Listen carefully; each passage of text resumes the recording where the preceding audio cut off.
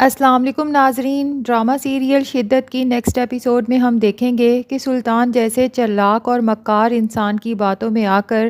اسرا ایک بار پھر بہت بڑی بیوقوفی کرے گی اور اپنی اکلوتی اور بہت ہی مخلص دوست کو خود اپنے ہاتھوں سے کھو دے گی۔ سلطان جو کافی دنوں سے اسرا اور مشل کو ایک دوسرے سے کٹ آف کرنے کے لیے کافی سازشیں کر رہا تھا، اب اس کے ذہن میں ایک بہت ہی گھٹیا آئیڈیا آتا ہے اور وہ ایک ایکسٹرا موبائل خریدتا ہے ایکسٹرا سم کے ساتھ، اور اس نمبر کو اپنے موبائل میں مشل کے نام سے سیو کر لیتا ہے۔ پہلے تو اسرا کے دل میں شکوک و شبہات پیدا کرنے کی کوشش کرے گا کہ اس کی دوست مشل جو آدھی رات کو بھی آن لائن بیٹھی ہے سوشل میڈیا پہ،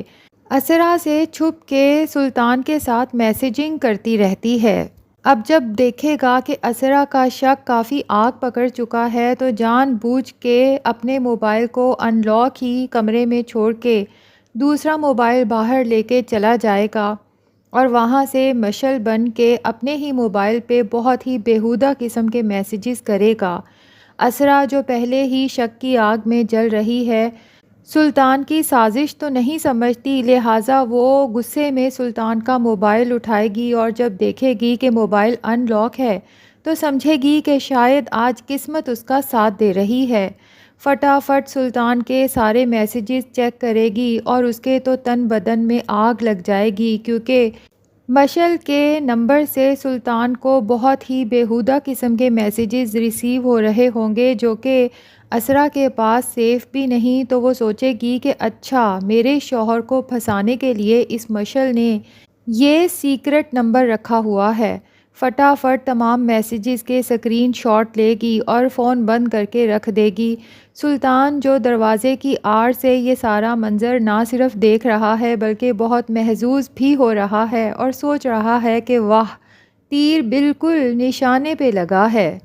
اب نیکسٹ ڈے اسرا سلطان سے کہے گی کہ مجھے بالکل بھی یہ پسند نہیں کہ آپ مشل کے ساتھ اس قدر فرینک ہو چکے ہیں،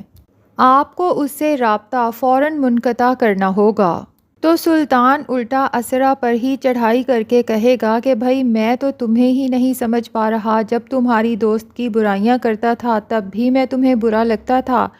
اب تمہاری دوست کی تعریفیں کرتا ہوں، اس سے بات چیت کر لیتا ہوں تو ابھی بھی تمہیں مسئلہ ہے۔ اور پھر اسرا سے کہے گا کہ ویسے ایک بات بتاؤں، مجھے کوئی شوق نہیں ہے تمہاری اس فضول سی دوست سے کسی بھی قسم کا رابطہ رکھنے کا، یہ تو میں تمہارے لیے اس سے اخلاق سے بات کر لیتا تھا، لیکن بھائی وہ تو بہت ہی چپکو ہے، کچھ میری پرسنالٹی کا چارم ہی ایسا ہے کہ باقی لڑکیوں کی طرح تمہاری دوست مشل بھی میری طرف خود ہی کھینچی چلی آتی ہے۔ اسرا کہے گی کہ مجھے بھی زیادہ غصہ مشل پر ہی ہے، تو جس پر سلطان کہے گا کہ پھر مجھ سے کیوں لڑائی کر رہی ہو، جا کر اپنی اس دوست سے لڑائی کرو نا۔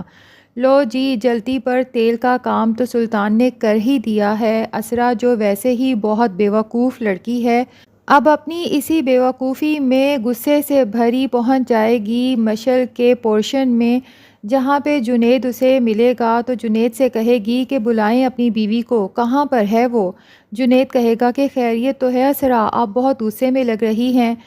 تو مشل جنید کے سامنے کہے گی کہ اپنی بیوی سے پوچھے نا، جو اپنے شوہر کے ہوتے ہوئے بھی میرے شوہر پہ ڈورے ڈال رہی ہے، شرم نہیں آتی اس کو؟ اسرا تو مشل کے کردار پر بہت ہی برے برے الزامات لگائے گی۔ جنید تو جب یہ سب سنے گا تو اسے تو اسرا پر شدید غصہ آئے گا، کیونکہ وہ مشل پر بلائنڈ ٹرسٹ کرتا ہے اور اسے پتہ ہے کہ مشل ایک بہت ہی باوفا بیوی ہے۔ مشل بھی اسرا کا شور شرابہ سنتے ہوئے کمرے سے باہر آئے گی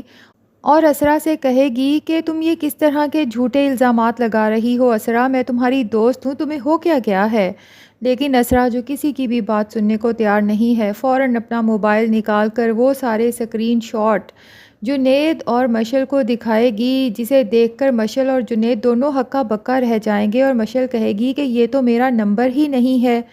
اور جنید فوراً سلطان کو اپنے پورشن میں بلوائے گا تاکہ سارا میٹر یہیں کلیئر کر سکے اور اسے کہے گا کہ یہ سب کیا معاملہ ہے، جس پر سلطان کہے گا کہ یقیناً آپ کو کوئی غلط فہمی ہوئی ہے، کیونکہ میں نے تو کبھی اسرا کو پرمیشن ہی نہیں دی کہ وہ میرے موبائل کو ہاتھ لگا سکے۔ تو جنید سلطان سے کہتا ہے پھر آپ کی بیوی کے پاس یہ بیہودہ قسم کے اسکرین شاٹس کہاں سے آئے؟ اور سلطان یہاں پہ اسرا کو ہی جھوٹا قرار دے کر اسے کہتا ہے کہ یہ سب کیا بکواس ہے، میرے موبائل میں تو ایسا کچھ ہے ہی نہیں، نہ ہی کوئی اس نمبر کی چیٹ موجود ہے۔ سلطان کی یہ بات سننے کے بعد اسرا تو شرمندگی کے سمندر میں غرق ہو جاتی ہے، اس سے تو اپنی نگاہیں ہی اٹھائی نہیں جاتی کیونکہ اس کا شوہر ہی اسے جھوٹا ثابت کر چکا ہے۔ اور اسرا کو مزید شرمندہ کرنے کے لیے سلطان اور مشل سے کہتا ہے کہ میں اسرا کی طرف سے بلکہ ہم دونوں کی طرف سے آپ دونوں سے معافی مانگتا ہوں، لیکن جنید کہتا ہے کہ بس بہت ہو گیا، مجھے اپنی بیوی پر مکمل اعتماد ہے اور میں اس طرح کے غلیظ الزامات اپنی پاک دامن بیوی پر کبھی برداشت نہیں کر سکتا، اس لیے ہم فیصلہ کر چکے ہیں کہ اب ہم مزید یہاں پر نہیں رہیں گے، ہم کل صبح ہوتے ہی گھر خالی کر دیں گے۔ اب اگلے دن صبح ہوتے ہی جنید اور مشل جب اپنا سامان لوڈ کروا رہے ہوں گے تو اسرا کی ساس یہ سب دیکھ کر بہت حیران ہو جائے گی اور پریشان ہو کر مشل سے پوچھ ہی لے گی کہ کیا ہوا، آپ لوگ اتنی صبح صبح آخر سارا سامان لوڈ کر کے کہاں جا رہے ہیں؟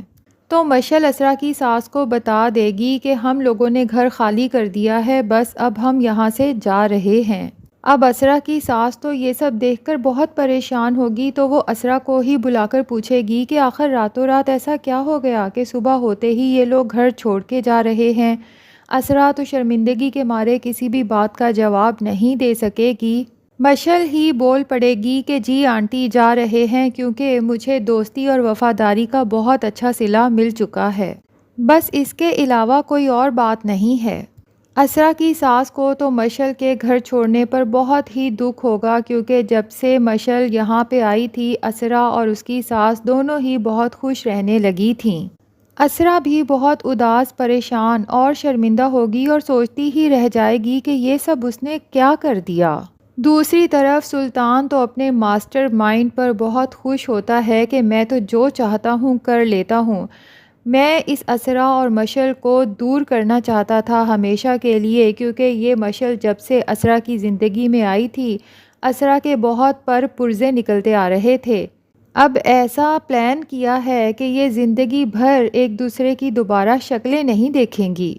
اور اپنی جیت کا جشن مناتے ہوئے خود کلامی سے کہتا ہے کہ آخر کار میں نے اس مشل کو اسرا کی زندگی سے نکال باہر کر ہی دیا۔ دوسری طرف نوفل کو بھی پریزے سے محبت ہو چکی ہے، وہ چوری چھپے نہ صرف اس کی پکچرز بناتا رہتا ہے بلکہ اکیلے بیٹھ کر ان پکچرز کو دیر تک دیکھتا بھی رہتا ہے۔ اب چاندنی اچانک نوفل کے آفس جاتی ہے اور اسے پریزے کی پکچر دیکھتے ہوئے کھوئے ہوئے انداز میں مسکراتے دیکھتی ہے تو ساری بات سمجھ جاتی ہے کہ نوفل سر پریزے کی محبت میں گرفتار ہو چکے ہیں۔ روم سے باہر آ کر جب پریزے کو دیکھتی ہے تو کہتی ہے کہ کچھ کہنا چاہتی ہوں لیکن سمجھ نہیں آ رہی کہ آپ سے کیسے کہوں۔ تو پریزے کہتی ہے چاندنی تم بے فکر ہو کر مجھ سے ہر بات کر سکتی ہو اور میں جانتی ہوں کہ تم جھوٹ بھی نہیں بولتی۔ تو چاندنی بتا ہی دیتی ہے کہ نوفل سر آفس میں بیٹھے آپ کی پکچرز دیکھ رہے تھے۔ پریزے تو یہ سن کر گھبرا بھی جاتی ہے اور شرما بھی جاتی ہے۔ تو ناظرین دیکھتے ہیں کہ نوفل پریزے سے محبت کا اظہار کیسے کرتا ہے، اور پریزے جو ایک دفعہ محبت میں بہت بڑا دھوکہ کھا چکی ہے، کیا وہ نوفل کی محبت پر اعتبار کر پائے گی؟ اور دوسری طرف لگتا ہے کہ مشل کے گھر چھوڑ جانے کے بعد اسرا کو ریئلائز ہوگا کہ کہیں جلد بازی میں اس نے کچھ غلط تو نہیں کر دیا، اور پھر اسی نمبر پر کال کرنے کی کوشش کرے گی جو سلطان کے فون میں مشل کے نام سے سیو تھا، اور پاسبل ہے کہ جب وہ کال کرے تو سلطان غلطی سے وہ موبائل کمرے میں ہی چھوڑ گیا ہو اور اسرا کو اپنے ارد گرد ہی موبائل ٹون یا پھر وائبریشن سنائی دے تو اس کو ساری کہانی سمجھ آ جائے کہ یہ سارا چکر سلطان کا ہی چلایا ہوا ہے۔ تو آپ میں سے کون کون انتظار کر رہا ہے سلطان کے پکڑے جانے کا اور اس کی تمام گھٹیا حرکتوں پر اسے سزا ملتے دیکھنے کا؟ کمنٹ سیکشن میں ضرور بتائیں، اور اگر ہمارے چینل پہ نئے ہیں تو پلیز چینل کو بھی سبسکرائب کر لیں۔